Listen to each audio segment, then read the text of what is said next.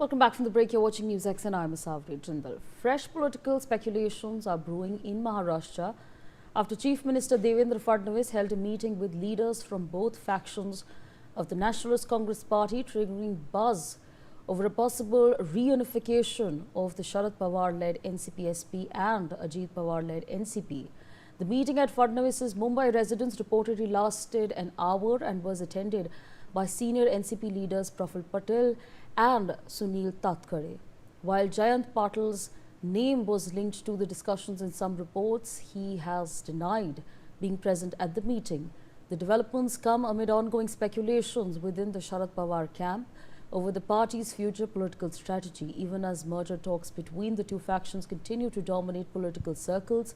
The NCP-SP has indicated support from the proposed delimitation bill while ruling out any move to join the BJP-led NDA. The meeting has intensified political curiosity, though no official statement has confirmed the agenda or the outcome of the discussion. Joining us to take this conversation forward is Advocate Manasvi Thapar, political analyst, who joins us on the broadcast. Ms. Raj Lakshmi Joshi, senior journalist, is also with us as well. Naseem Siddiqui, spokesperson of the SP NCP, also joins us on the broadcast. And last but not least, Mr. Vijay Shekhar, political analyst, is with us as well. Before I go across to our guests, let's quickly put out some breaking information that we're tracking.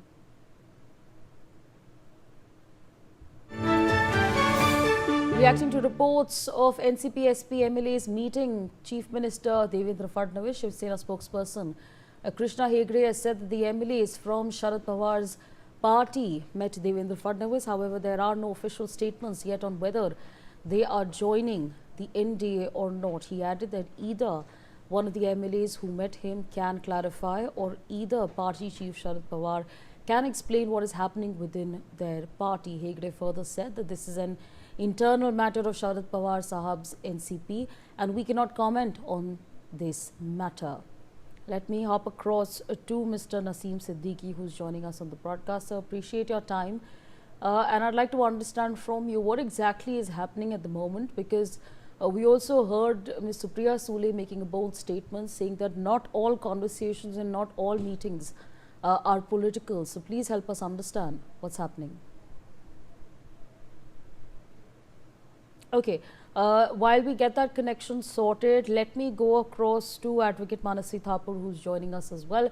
Advocate Thapar, your perspectives, what exactly is happening? And meetings like so taking place, is that just a mere coincidence in your assessment? I think the biggest factor which we need to take into consideration is these meetings are leading towards the monsoon session, which is going to be held in the next couple of days. And I think that is the most important thing for BJP, because in the last session, BJP was not very strong and BJP had lost the mandate there. And this is from there on, I have not seen a second day in BJP wherein BJP has looked back. They have taken up opposition leaders, they have taken up MPs, they have taken up political parties, they have eaten up by 2/3 of majority and kept the MPs with them. And so this shows how desperate moves have been taken up in the last couple of days, leading to the monsoon session.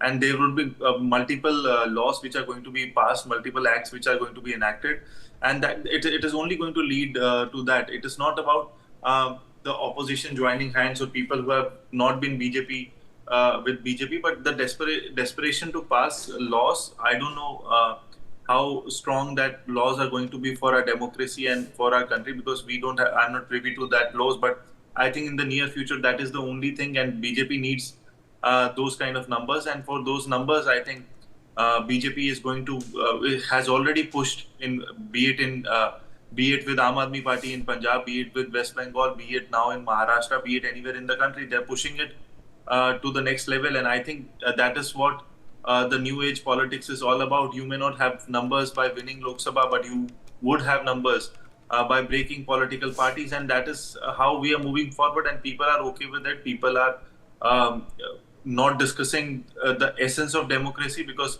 then the other part of democracy will come up, would be that Indira Gandhi gave emergency to our country, and how can Congress talk about it, or anyone would talk about it?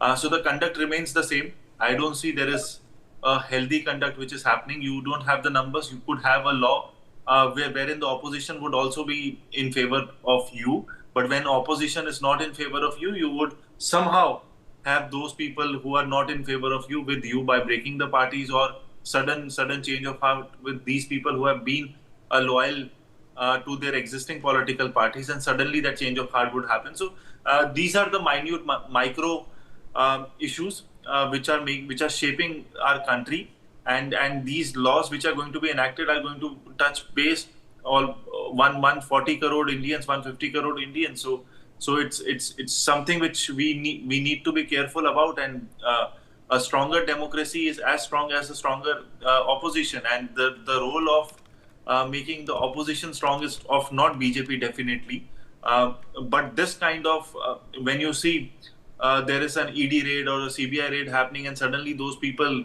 who are in opposition join with BJP, and then suddenly that silence comes up with that ED and CBI raids. So that these are questions which are not Right.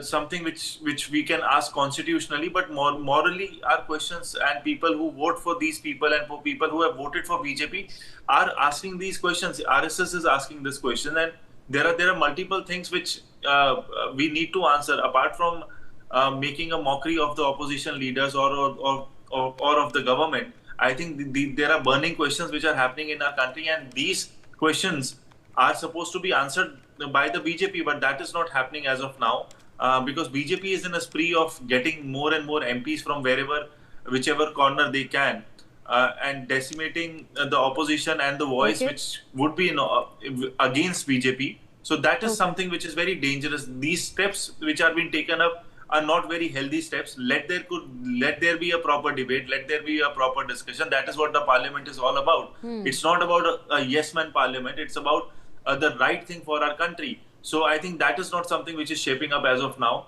And let's see what kind of acts are going to come up without a debate, without an opposition. I don't think there could be any problem for the BJP to pass laws. That's a great thing for BJP, but will that be a great thing for our country? That is something which time will only tell us. Okay, all right. Let me put out some more information that we're tracking on the broadcast.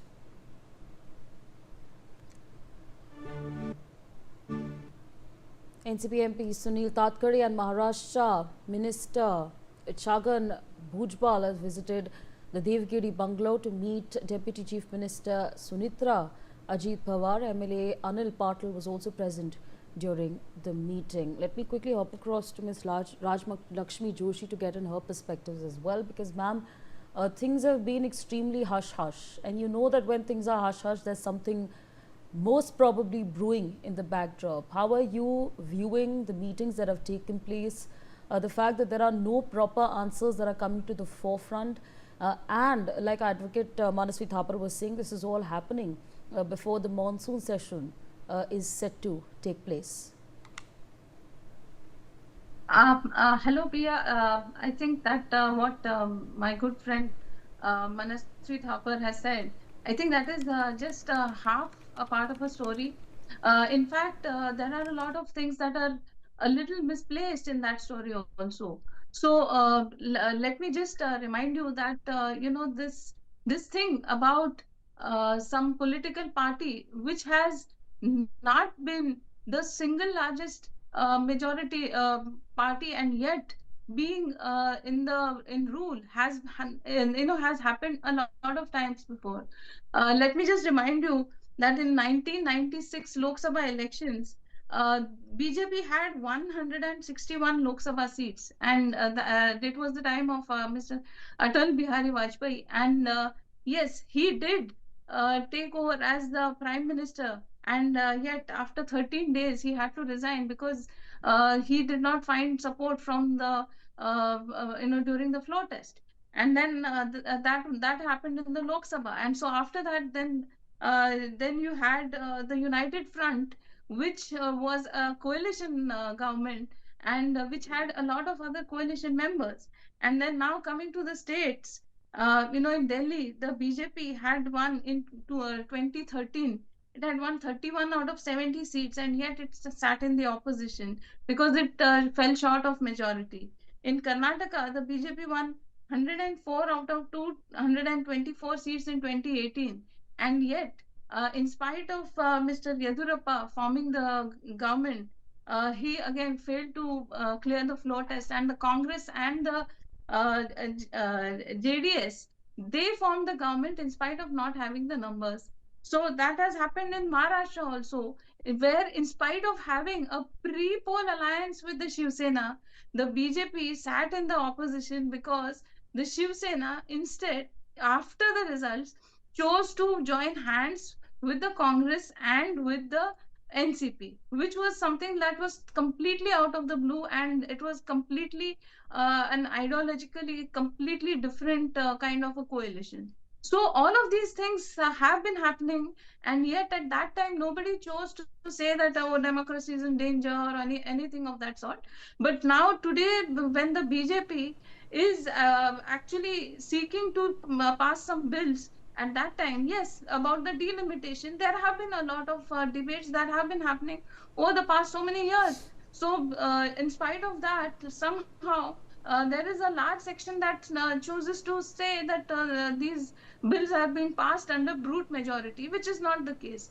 There have been a lot of discussions, and in spite of the fact that a lot of the concerns have been taken into consideration, and the government did put across a lot of things saying that yes, there will be they understand the concerns of the southern states, that they will lose seats. So then they even came up with a formula of a rise in 50% for all states, which is like a fair ask for all states. And in spite of that, some of them, just for the fact that they did not want these bills to be passed by the BJP, they actually rejected this bill. Now that is just one part of the story, Pia. Now in the NCP, now since we are talking about the NCP today, the NCP, actually there have been all these issues from quite some time. See, now the fact of the matter is that again, now this being like almost a family run party, Mr. Sharad Pawar's daughter and his nephew, that is Miss Supriya Sule and Ajit Pawar, they definitely had a lot of tussles, because they want, I mean, both of them wanted supremacy in the party after Mr. Sharad Pawar.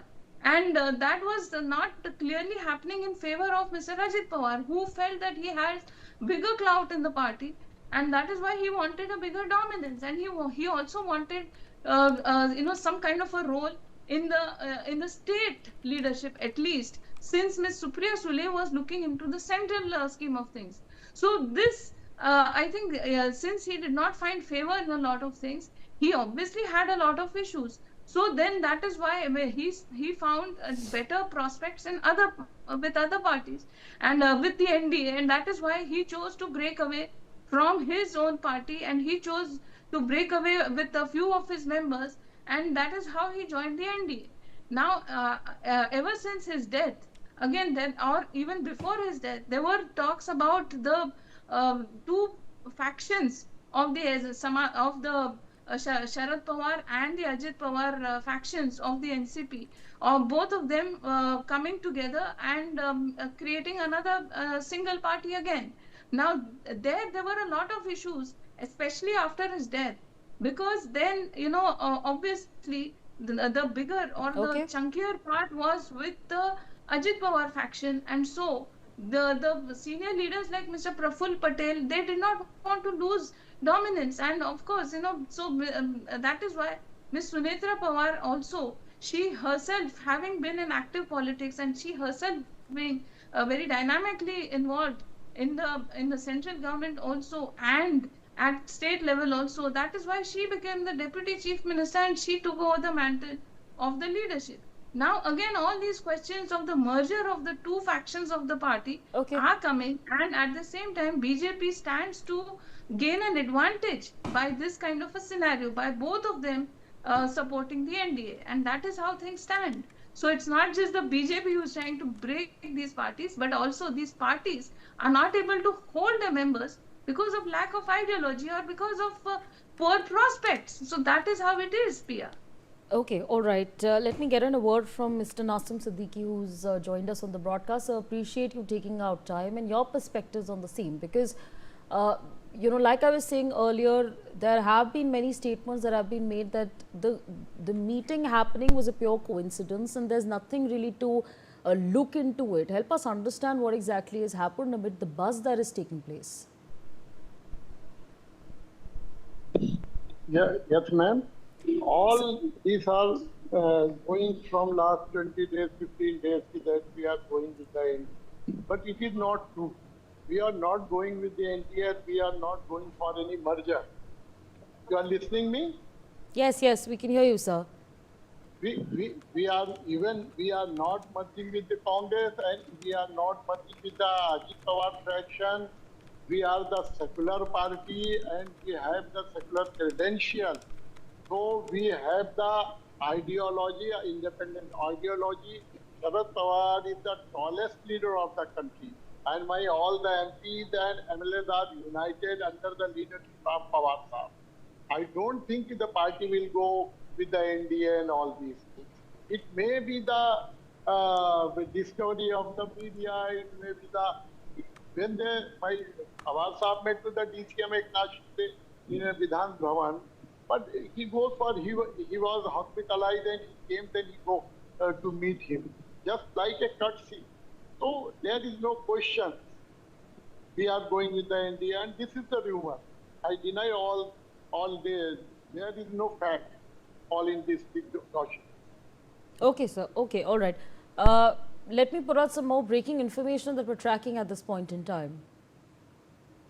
Deputy Chief Minister Eknath Shinde has reached Delhi with 6 rebel MPs from Shiv Sena UBT who earlier joined the Shinde-led Shiv Sena. Reacting to this, Shiv Sena spokesperson Krishna Hegde has said that the MPs who were with Uddhav Thackeray are no longer with his MPs. They are Shiv Sena's MPs and they are Eknath Shinde's MPs. He added that Eknath Shinde, Shrikant Shinde and these 6 MPs of our Shiv Sena were in Delhi.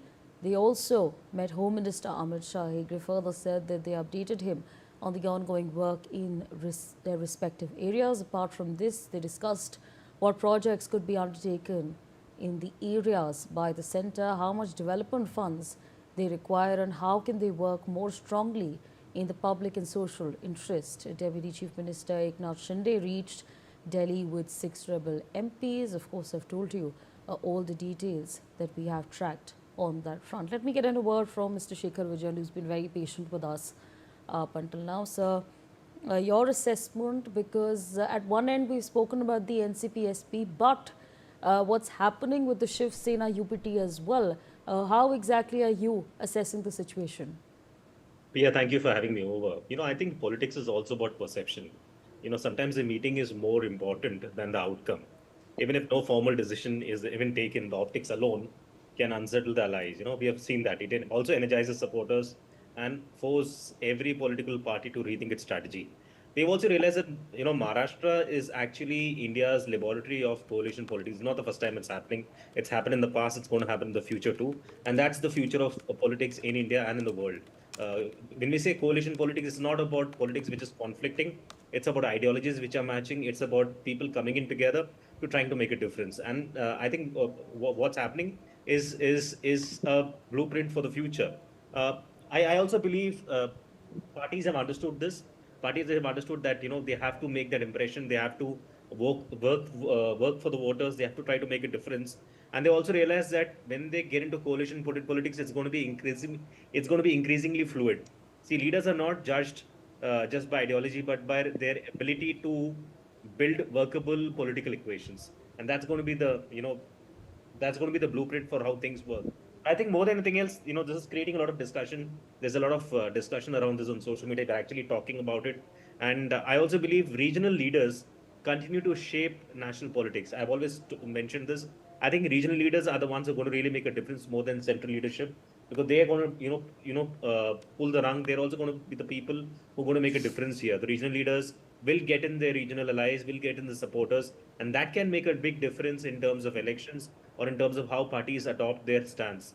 It also reflects on ideology of the party. If your ideology is strong, if your ideology is strong and it cannot be weakened, you won't have a problem like this. Coalition politics is happening because the parties which are in question are not strong enough and they're not able to pull the you're not able to pull the party together. That's why the party's moving in different directions. And it goes without saying, you want numbers, you have numbers, you will win. If you don't have numbers, you won't win. See, winning begets winning. If you don't win, you don't, obviously you're going to end up doing this. But what's also important is the voters' confidence is important. You also need to understand that you are trying to make a difference to a constituency, you're trying to make a difference to the end voter. That's most important. So I think coalition politics is the blueprint for the future. Coalition politics is going to happen, and Maharashtra has always seen this happening. We've been discussing this for the last 6 to 8 months since what happened to Ajit Pawar. So this was bound to happen sometime in the future. And Sharad Pawar has always been in the thick of things from the time it's happened. He's always been in the center of action, whether he's been in at the forefront or at the back front. We all know he's right there somewhere, always middle of this. So this is bound to happen. This was expected. Right, absolutely. I request you to stay on with us. Let's put out some more breaking information. NCP SP MP Supriya Soli has said that all 8 MPs and all our MLAs of the NCP SP are united. She added that the NCP is a party where Sharad Pawar not only provides leadership, but also places his trust in every worker and leader, encourages them and listens to everyone. Let me quickly get into perspective from Mr. Nasim Siddiqui. So I want to understand from you, there have been a lot of talks. Yes, you say that the conversations, there's no perhaps switch that's going to happen to the NDA, but as far as the delimitation bill is concerned, where does the NCP SP stand on that front? We are in oppose of the delimitation bill because BJP wants to get the majority, 2/3 majority in the parliament. Their target is 362. They want to be 362, and after getting 360, they want to change the constitution of India. They want to finish or scrap the reservation of the OBC, reservation of the SC, ST, and others. So we are against. They want to increase the seats of the parliament, number of the parliament seats in parliament for the north belt, for the south belt, because they know most of the seat is going to be increased in North India. It is not in the South India. So we are in oppose of that bill. We will not support the bill. So all this is the game by the Prime Minister of this country and Mr. Amit Shah. They are trying from last so many. They break the Shiv Sena, Uddhav Thackeray, they break the Trinamool Congress. Now they are trying to break the Sharad Pawar party, but they will not get the success. NCP will not, they cannot break the NCP. NCP is united under the leadership of the Pawar. Okay, sir, I understand that. Let me get in a word from Raj Lakshmi Joshi on that front. Raj Lakshmi, I want to understand from you, as far as the delimitation bill is concerned, how significant an impact does a trust and support from NCP SP perhaps play in the larger scheme of things? Asawari, I'm sorry, I got your name wrong. That's okay. The last time round. Yes. Asawari, yes. See, the delimitation is something that has been pending for quite some time. So that is something that I think all political parties definitely they understand the need for it.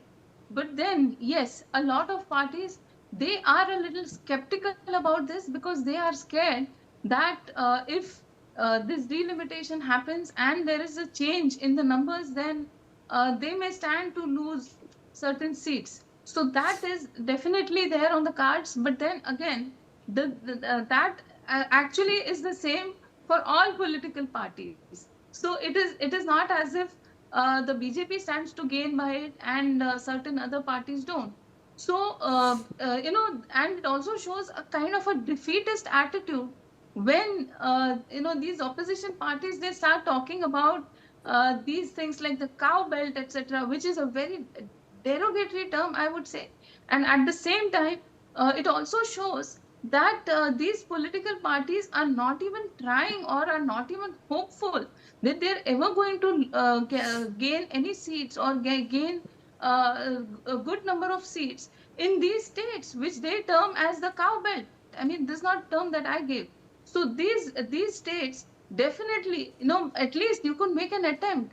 So instead of that, you see some of these political leaders, what they do is they start talking about vote chori, and then during campaigning, or even in the middle of it, or even in the middle of the elections, they are off to different countries and all of that. I know I'm going to mention here Mr. Rahul Gandhi, and then he talks about vote chori. So all these kind of things, where then he says that the Congress is strong in the southern part of India. So it's not as if the BJP can never hope to win seats in south of India. And it's not as if the Congress should stop trying in the north of India. So that is another aspect altogether. But now, if you look at it, from the time the constitution was made, and yes, a lot of amendments have been made even prior to the BJP ever coming to power, Right. and even before Mr. Modi ever came to power. So a lot of amendments have happened, and I think this is a wrong kind of a misleading and a misconception that the BJP is going to change the constitution when they have never ever said that.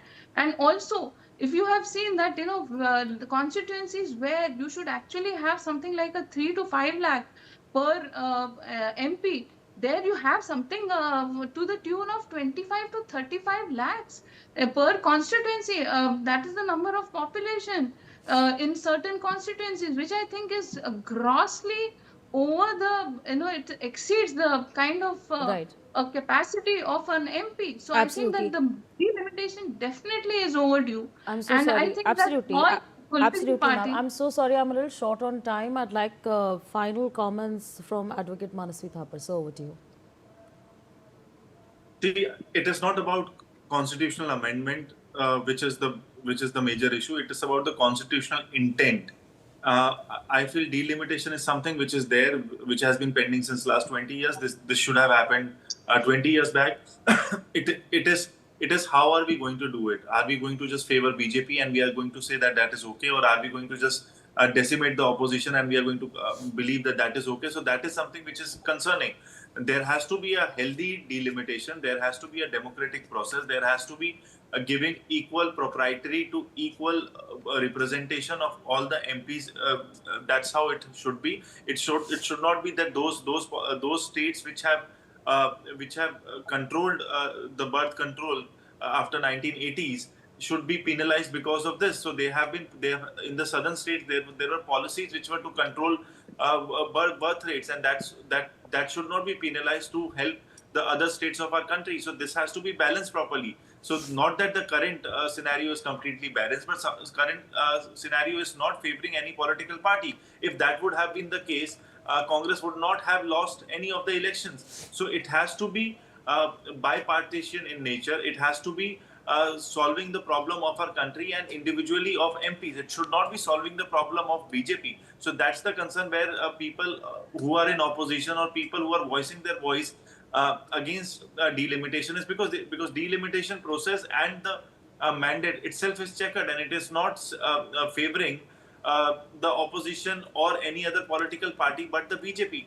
You cannot favor or give more and bigger representation to one particular state or two particular states, Right. wherein BJP is currently holding power and they have a very good base. So that is completely unconstitutional.